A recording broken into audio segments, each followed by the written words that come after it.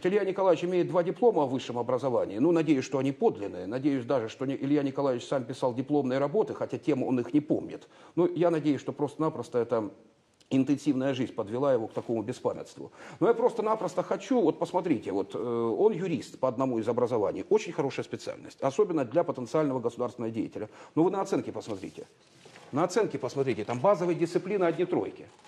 Я вот, честно говоря, не знаю, насколько хватит Илье Николаевичу компетенции на данном этапе его жизненного пути решать такие сложнейшие проблемы. Пока мы слышим только общие слова, и пока мы видим перед собой очень опасный прецедент, возможность повторения этого прецедента, когда кухарка, как в 17-18 году, начнет управлять государством. Чем это закончилось, мы с вами помним. Голодом и необходимостью пересмотра полностью новой экономической политики.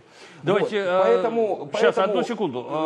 Оставаясь максимально корректным, я бы все-таки избирателю предлагал смотреть, ну, в общем-то, в содержание вот того потенциала, которым обладает кандидат. Я за свой потенциал ручаюсь. Но я не хотел бы, чтобы, будучи гражданином республики, чтобы руководитель государства ввел вот такие вот оценки, извините, республики. Ну, это по существу. Да, я понял. По существу давайте ответ тогда уж ваш. Комментируйте, пожалуйста, Илья Николаевич. Да. Евгений Анатольевич очень много сейчас говорил про мои оценки. Да. В каком процентном соотношении там тройки? Там их всего там 5. Я думаю, что большинство жителей нашей страны и республики, да, получали тройки. Ну, по каким предметам? Посмотрите. И ничего... Я прошу прощения, вот успел сосчитать 12 троек. Вот да, я из насчитал скольки здесь. предметов?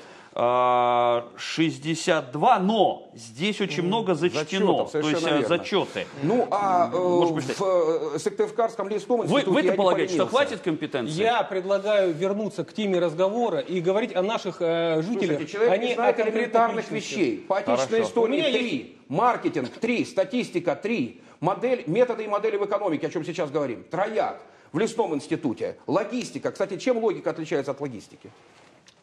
У меня есть предложение. По обоим предметам тройки.